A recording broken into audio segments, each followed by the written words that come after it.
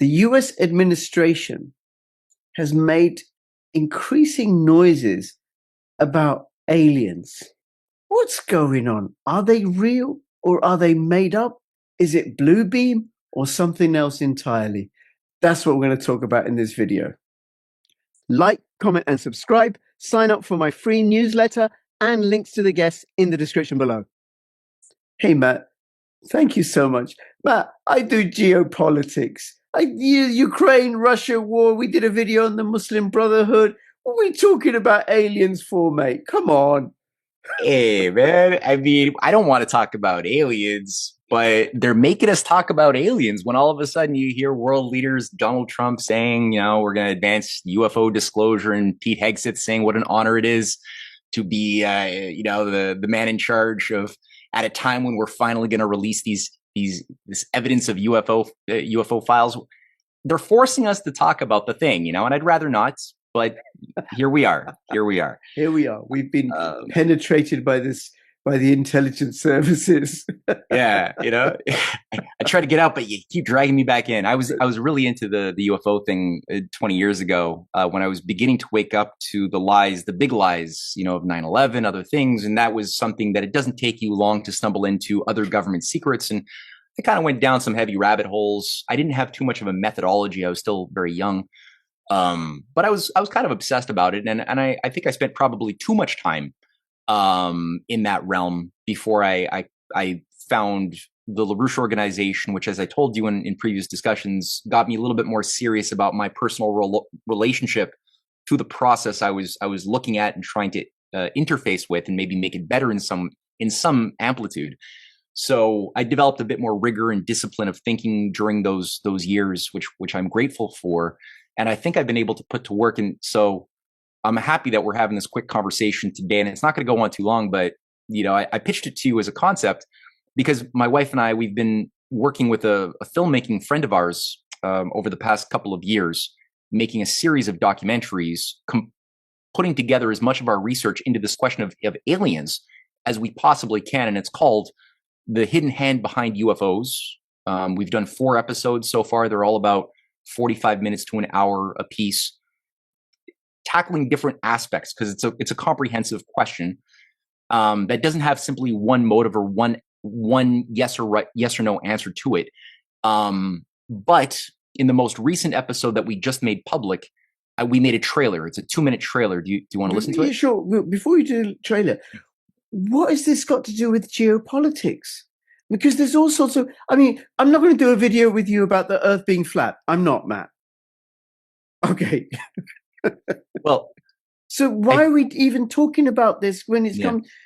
You know, I recorded a video earlier on before I spoke to you with retired Professor Vladimir Profnik. We were talking about Iran and Russia and the Ukraine and the European Union and right. Well, I remember a while ago we did this show on the topic of the Muslim Brotherhood, right? Yep. Yeah. And part of the value of that conversation was what exactly? As a sort why did you want to talk about that? I wanted to understand how the Muslim Brotherhood is shaping Middle East politics and then through that global politics. Who are they as a force? What's it about? Yeah.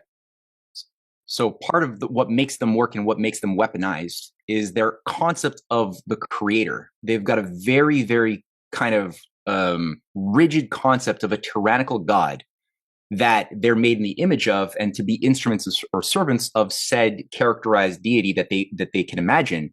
They will act lawfully in a certain predictable way, which is how those religious engineers who manage them, these British Orientalists from the British Museum and the British Empire, have been able to create religious engineering around artificially creating new myths, how the Jesuits were able to create myths for target people around what the gods are, so that if you have an idea. Which is distinct from Sufi Islam. Yes. Which is the meditative spiritual tradition, or I suppose the distinction between what I understand about, I suppose, some of the more fundamentalist Orthodox Christian faiths versus, say, Quakerism, which doesn't lend itself to any sort of dogma or rigidity, I think. And I know because for 10 years I went to Quaker meetings as a Muslim. Yeah. Right. Right. So I can get, so then what you're saying is that and we did a video about this where we talked about how the British imperial elites fostered, did this religious engineering with Judaism, with Christianity, with Islam to create extreme expressions of these Abrahamic traditions. Yeah. So the three groups of ants would fight each other. So what happens if the various religious institutions of the world, the people who are of the various religious orders of the world in India, in the Muslim world, in the Christian world, in the Jewish world, all of a sudden we're given the sense that aliens are in fact their gods? That it's not that the Jesus, that Muhammad, when he flew up into heaven, that the stories of Jesus coming back from the dead, or Vishnu and other stories that you'll get in the Mahabharata, all of these were actually aliens. How does that change how we see ourselves, what our potentials are, what's ruling us? And that's a question I'm going to leave kind of open. Well, it invalidates religion, and it certainly invalidates the Abrahamic religions, and it invalidates science. Well, that's part of the thing too, right? They're all of the naive ideas of God that people thought they had from their traditional faiths are actually just aliens who are messing with us, either from other dimensions that popped into ours, or from another solar system and popped into ours. And it's actually been kind of like this movie Stargate, with these these demonic shape-shifting alien gray entities, which is the story in the Hollywood film Stargate. Actually took over the body of a young boy, kind of like the pod people of the 1950s movie, right? That became the pharaohs, and that the pharaohs weren't acting like they were gods to keep control of the people, but is actually they were gods, they were aliens. And so how do we interface with them? Well, there's been enough propaganda to over decades built up to convince people that the new holy sacraments are drugs, are psychedelic psilocybins, other forms of drugs that allow us, as Terence McKenna has said, to interface with these angelic, extraterrestrial, or interdimensional beings. So you've got a whole complex that's not chaos. It's not random. It's not just opinions floating out there that got traction.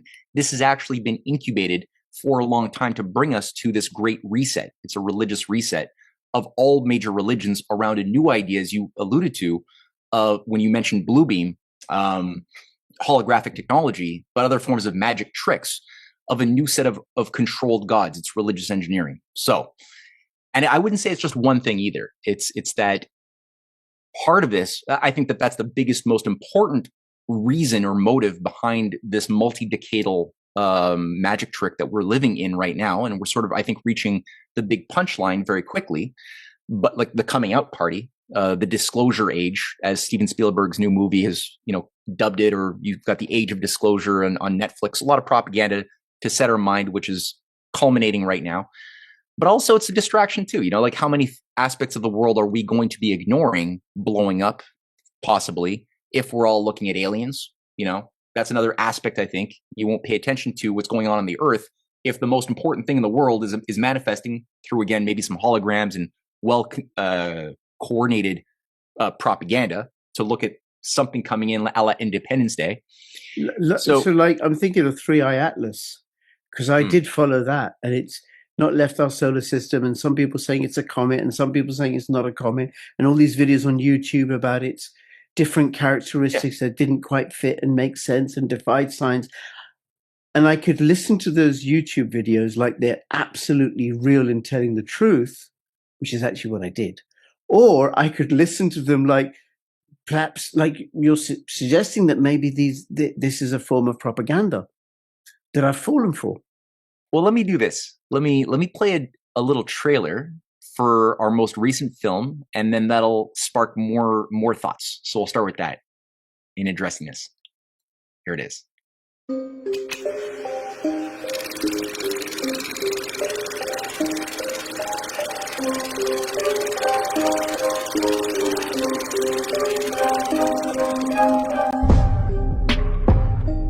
In recent years, fascination with UFO government collusion has morphed from a niche interest reserved for fringe conspiracy theorists and ET conference attendees into something approximating a modern religion. while the subject of UFOs has typically occupied a place in the collective imagination and provided fuel for entertainment, it now appears that extremely powerful forces shaping mainstream media and government want as many people as possible to believe in aliens right now. From congressional hearings to dozens of whistleblower testimonies and whole channels such as the Sci-Fi Channel, Gaia Network, and History Channel going full ET disclosure, it appears that it is only a matter of time before officials within the US government announce that ETs have been colluding with government agencies for decades. Amidst all of the stories of crashed flying saucers, reverse-engineered alien technology, and supposed treaties with alien races, one thing remains a constant theme. Aliens are with us. They traveled from either far-off galaxies using advanced technology or jumped from another dimension into ours. And they are bad drivers.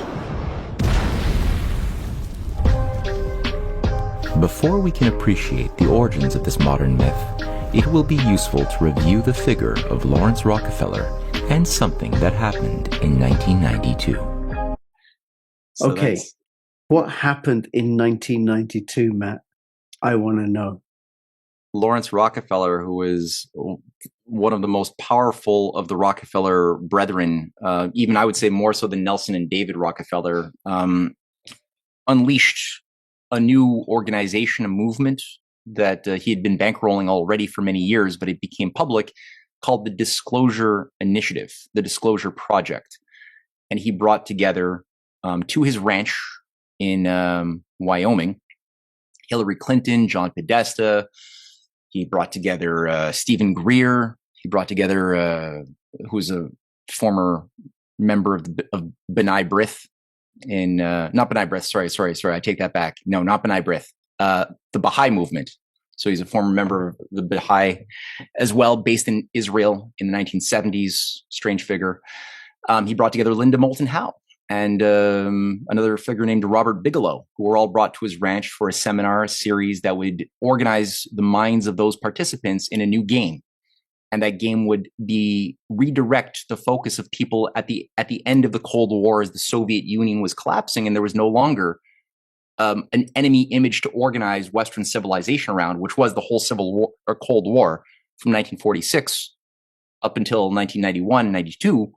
That was the point, is we were organized around the fear of communism. That was the perfect organizing principle.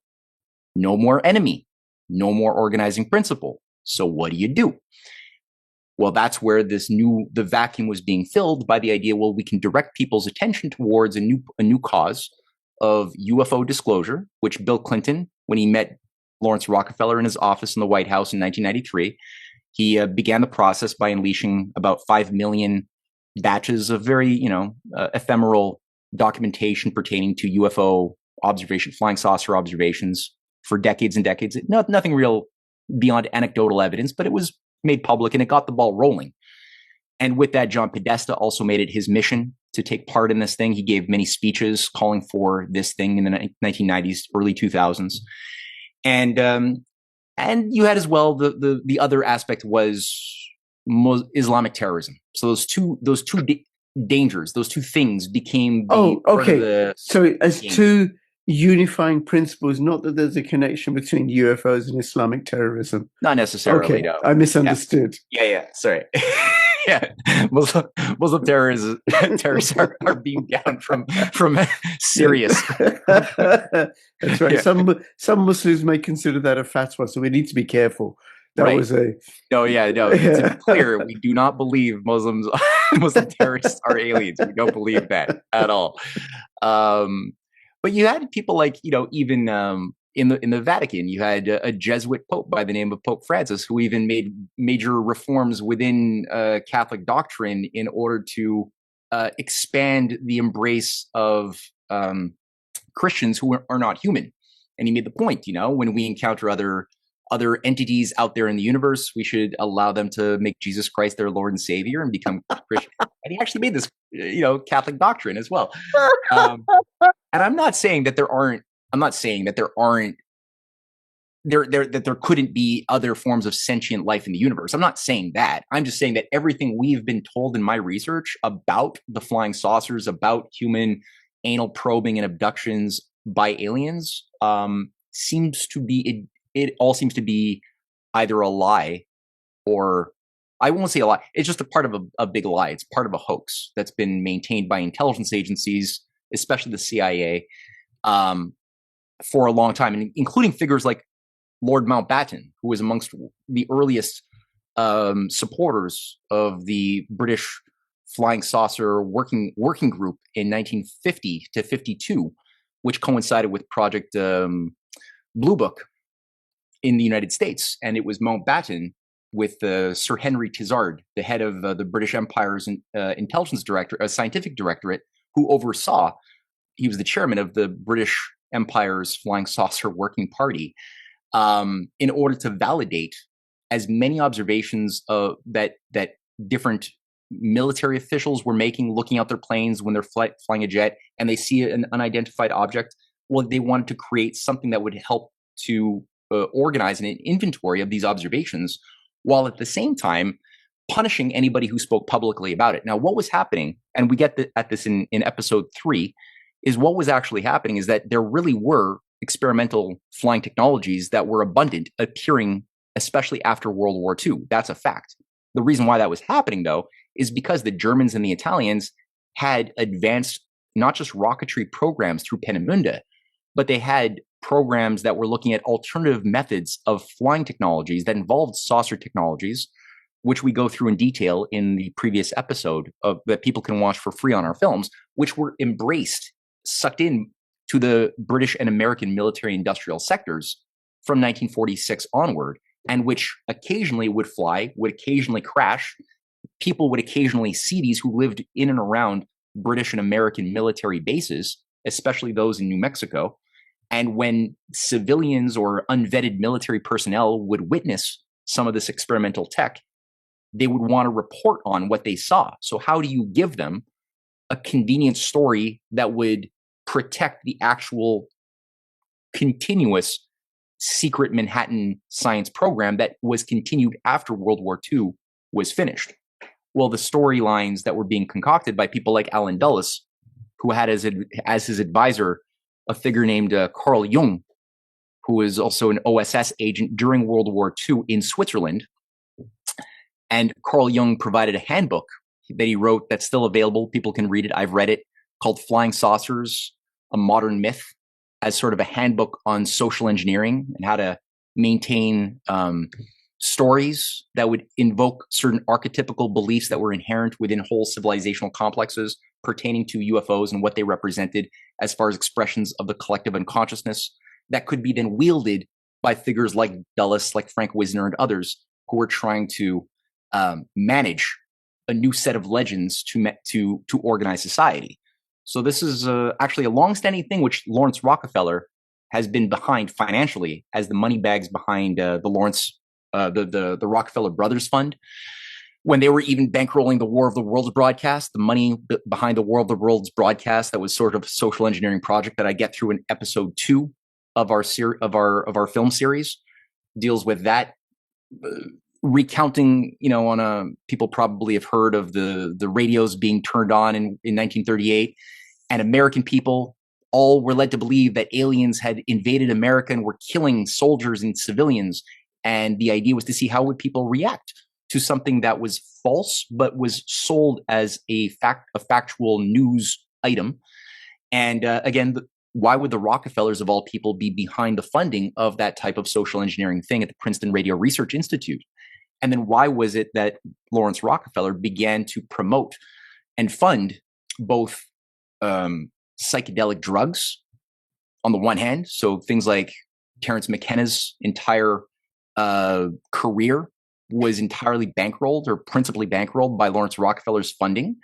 No. Really? Yeah, dude. Oh, yeah. Oh, wow. All of his work on psilocybins, everything. But that wasn't coming. He was second generation. Earlier on, it was Alan Dulles and Sidney Gottlieb from the CIA who were manufacturing and honing the art of psychedelics, of LSD-25, of DMT, of different types of extractions from ayahuasca and peyote and other things that they were investigating with people like Henry Luce, who was the fascist newspaper magnate in America, promoting fascism and Nazism in America.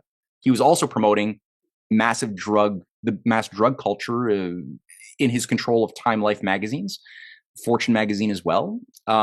So this is part of the whole MK Ultra apparatus that was honing this idea that we need something to give our spirits meaning in a world that is meaningless. And that meaning wouldn't be found from doing great works or making discoveries of God's creation or participating in making the world better through economic development the way the American system was so devoted. It would be based upon the idea that no, you could just tune in, drop out, and transcend through these different types of chemicals that we could popularize through the school systems, through the new culture of Laurel Canyon, which itself was a military industrial hub where people like Jim Morrison, the Doors, other things were all being pummeled out, to promote for a new type of culture. But that wasn't separate from the UFOs.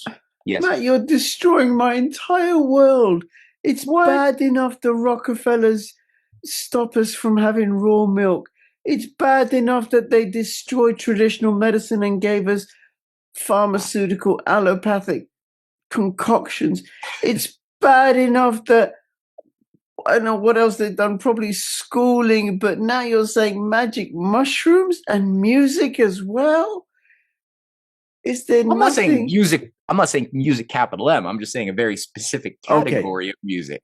So there was music before the Rockefellers. Yeah. And I wouldn't even say like necessarily, I'm not saying necessarily all magic mushrooms are intrinsically bad. I'm just saying that everything that they touched, they wanted us to embrace in a very specific kind of relationship that would bring about the type of society that Aldous Huxley described in his Brave New World, a soma driven society that would self-medicate, that would have a spiritual transcendence. Or I think maybe you could look at Aldous Huxley's last book, The Island, perhaps for a more refined idea of what they wanted as the ideal, more refined soma and what would become psilocybin and other things and mescaline, as far as what would make their populations more superstitious, more docile, less gripped by curiosity or intellectual rigor, and more inclined to just be animated by feelings as defining their new reality instead of their thoughts.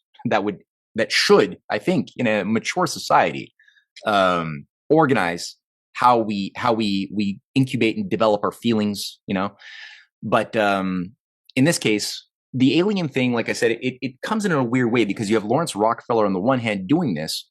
You have intelligence agencies tied to, like, if you look at Hal Puthoff, who was a member of Robert Bigelow was a billionaire real estate magnate brought into the Rockefeller Ranch in order to be part of this disclosure initiative. He immediately creates something called the National Institute of Discovery Science with people like Colonel John Alexander, a currently very, very influential figure within military intelligence today, a former Green Beret from Operation Phoenix, who worked closely with Michael Aquino, the leading Satanist and founder of the Temple of Set.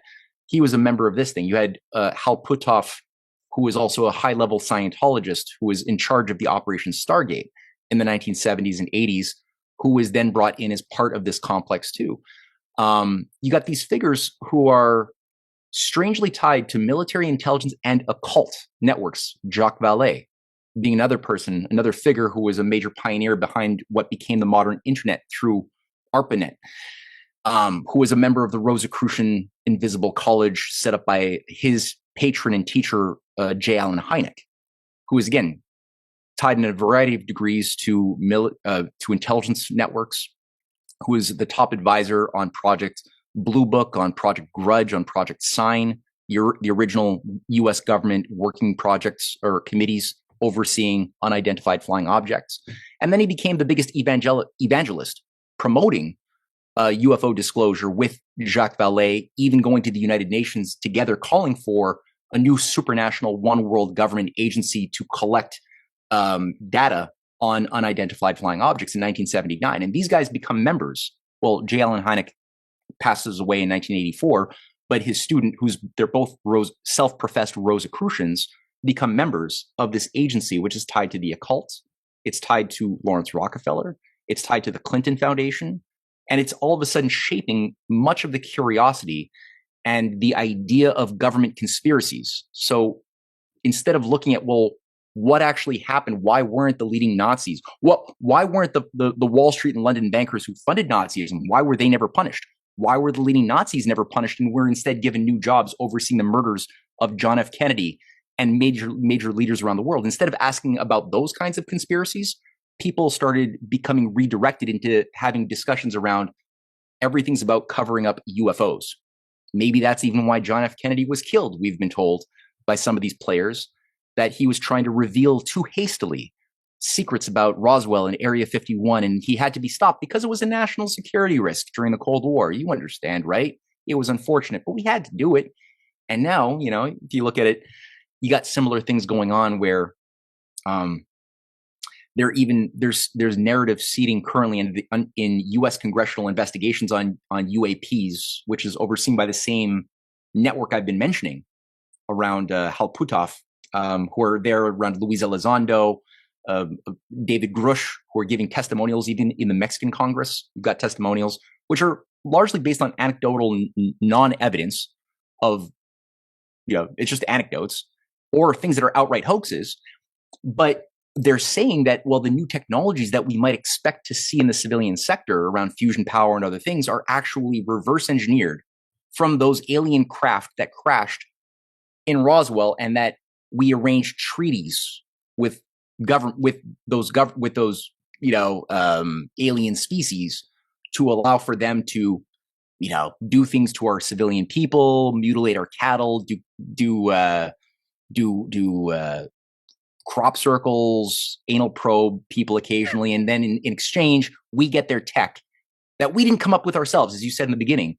It doesn't just undermine traditional religions. It undermines the very idea of science itself, because all of a sudden science is not something creative or divine done by humans discovering God's creation. It's something that is given to us by other alien gods who gave us the pyramids, who gave us fusion power, who gave us modern science. And so it kind of creates a more controlled mind grid where we can't actually explore the nature of what the universe is or what we are if we have these narratives, you know, clouding the terrain, I think. Bloody hell. Now, I just got to say, this is probably the only video on my channel, my new channel, and perhaps even my old channel, and I've been posting since April 2017, where the phrase anal probe has been used 3 times. I'm sure it'll help your algorithms on YouTube. That's right. That's all the rage these days. Okay, so I suppose the ultimate joke would be if they turned out to be real, right? Yeah. So Lawrence Rockefeller has been putting into the zeitgeist these germs of a conversation, promoting this whole idea, including secret tech or whatever being presented as aliens, and perhaps the 3-Eye Atlas videos that I watched were all fake, or all part of that. And I suppose at some point the conversation has a life of its own, and it just grows and grows and grows and grows, just like photosynthesis deniers seem to have a life of their own, despite their hostility towards carbon dioxide as a plant, as a life-giving compound. Right. Right? Yeah. So the conversation just grows and grows and grows and grows and grows and grows.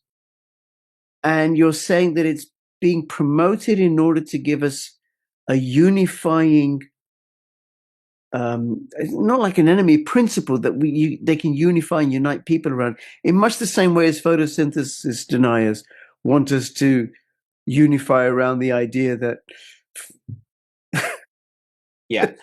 well, the sun has been debunked. Yeah, I think it's kind of like the if you can control.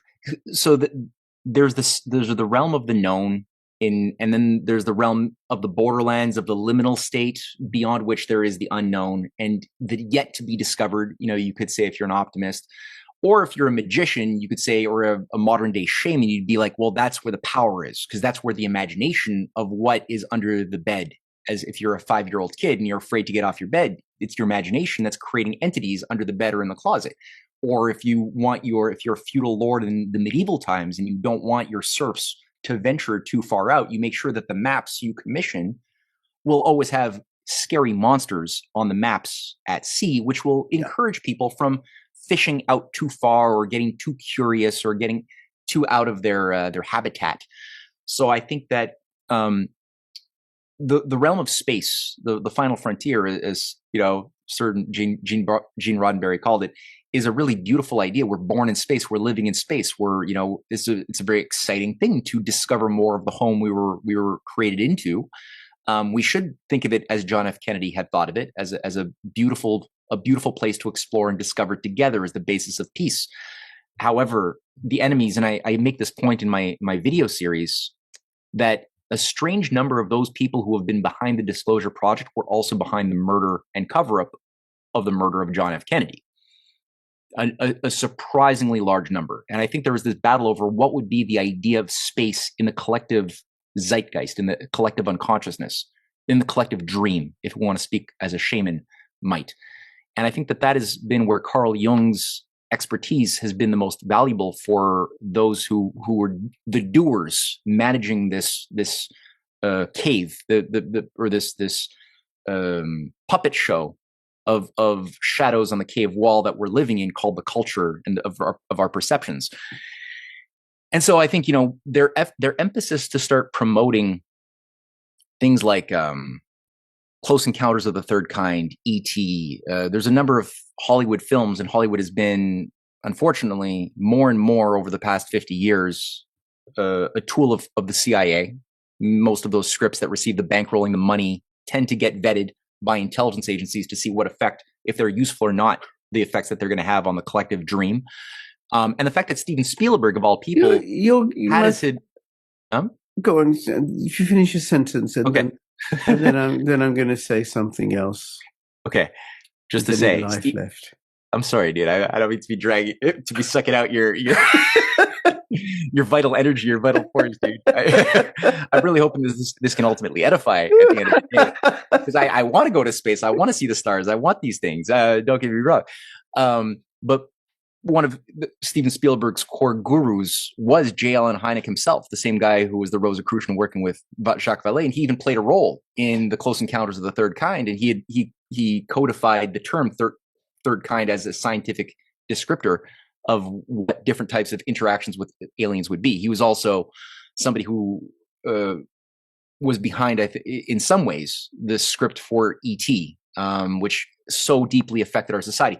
If you look at George Lucas and Star Wars, which was coming out around that same time, he was openly inspired and described how his inspiration was Joseph Campbell, the follower and assistant of Carl Jung, who worked with the Stanford Research Institute in the 1970s on the Changing Images of Man project, which people could find the book by Willis Harman, 1974, where Joseph Campbell is directly a part of this program that's outlining a blueprint for how to change the human self-image to be more conducive to a society post Great Reset. And this is the guy who creates the hero with 1,000 faces thesis, which was used by George Lucas in the crafting of this modern Grail knighthood story of a space opera in the stars, using the hero's journey, other aspects, other formulas that have been archetypical in our folklore and stories to create a new set of legends. And so again, it's they're playing with the collective dream, and like you said, it becomes self-feeding. When you create enough momentum, you don't need to put that much more input into it, like the sun having nothing to do with climate change. It sort of has this self-controlling thing where people dream together. Their passions are tied to these imaginative stories that are deeply infused into our soul. So when we go to sleep and we dream, or we do some drugs and we experience something together, because certain drugs have invoked certain parts of the brain complex, right? We're experiencing certain imagery that we feel is unifying us together to a common truth. But in fact, we don't realize that a lot of those truths are being put there by those intelligence agency shamans who are using certain mind trickery developed in places like Tavistock and others to get certain effects that will make us more adaptive, more superstitious, more inclined to not resist evil should we encounter it, or maybe in some cases we might welcome the aliens. Some narratives out there, the David Icke narratives, have us fearing the aliens as evil, shape-shifting lizard people sucking our fear energy. Others, like Stephen Greer, have us welcoming the aliens as our angelic saviors that we can collectively pray together. And other people like Master Li Hongji, who runs Falun Gong, who believes he's an intergalactic messiah, gives testimonials on his website that there's good aliens and bad aliens, and we are working with the good aliens in America, but the Chinese are working with the bad aliens who want to suck our vital fluids and steal our organs, especially from Falun Gong practitioners, because they're bad aliens. So, you've got different variations on the theme, and people can create disputes and debates, but they're all kind of playing into the same game in that way, Right. Yeah. Yes. Up is down. Up is very down. Very up is very down. Nothing makes sense. Because while you were talking, I was like, what? It's possible that David Icke could be a CIA agent or something. I don't think he would know. If he was, I don't think he would be aware of it. I think that controlled opposition, being placed there in that role.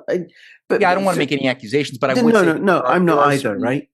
If some fans of David Icke might be watching, what I would say is that there's certain parts of his story that raise alarm bells, that I think that he might have been victimized. When he doesn't remember what happened to him for whatever 3 months in Peru, he just doesn't remember. He was a high-level BBC sports broadcaster. He was a soccer player, and then he goes on to head the Green Party of England for a period. But he goes on a mystical journey and blanks out for 3 months, has no idea. That's kind of a tell that something might have happened to you, which is kind of MK Ultra. It kind of has a little bit of that. Well, it could be MK Ultra, but it could also be that he was abducted by beings from another dimension or aliens, or he took a hell of a lot of ayahuasca for 3 months. Right, and God knows what is done to you at that point. That's right. Months, or right? Who's taking meditated solidly for 3 months.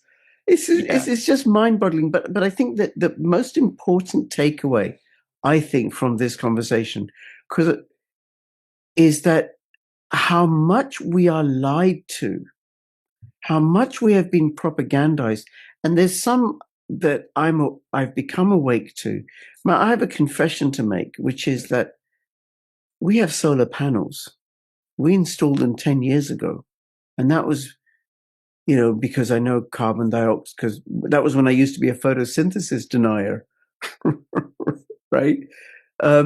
So I got taken in by that whole conversation. And then for the first 6 weeks of lockdown, I got taken in by that conversation. And for many, many years, I was taken in by the whole conversation about schooling being about education. So there's all this, and but people are taken in by the fact that raw milk is really bad for you, which is why you have to pasteurize it. And that pharmaceutical medicines, that's the apogee of medical science. So all these notions that I now think are fraudulent, and the Rockefellers had something to do with probably all of them, everything. Before the Rockefellers, we lived in a sort of idyllic state, this sort of nirvana, heaven on earth, right? There's Garden of Eden, and then the Rockefellers. Before the City of London. That was the shape-shifting lizard. It was the Rockefellers. That's right. But then it got me thinking about, in terms of all the stuff that's out on X, on different social media, how much you've gone blurry, Matt. I noticed that. Yeah. Was that the It's when I said it was the Rockefellers underneath. Yeah, that's what sabotaged it. It still my hand. It still my hand, and then they took away all your clarity. Here we are. Here, I'm less blurry now, but you're less blurry now. More lines in my head now. People can see the Rockefellers are making you blurry, or the City of London. People see my dandruff. They're undermining my message. I can't do anything about the blurriness. But there may be other conversations that are live right now that we're not awake to as propaganda. Right. There are some that I think you would agree with. You would agree with me, like, for example, the reasons behind the Russian assault on Ukraine. There's one side saying this, another side saying this, and I'm like, no, I think they were provoked. The Russians were provoked. But there's others, and even that, it's like, I don't know.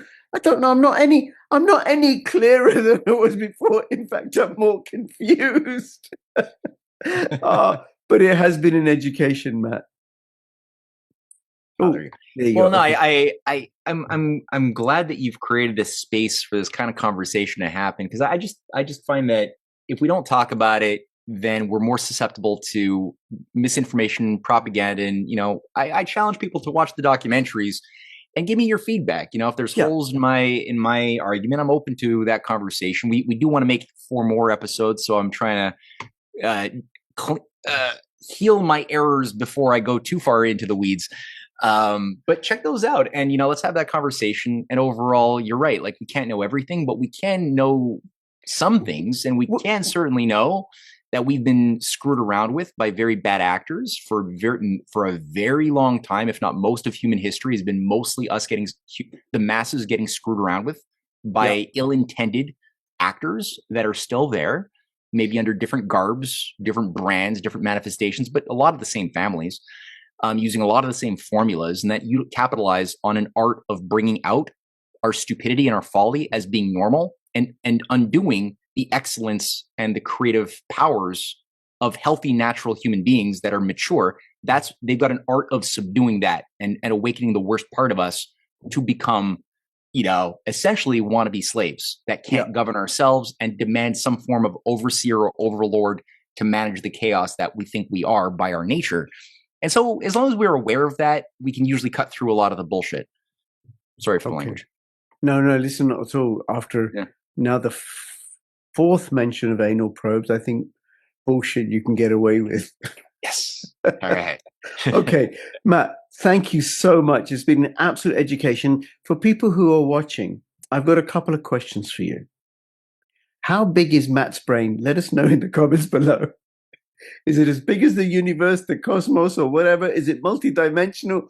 And is Matt an alien, or am I an alien?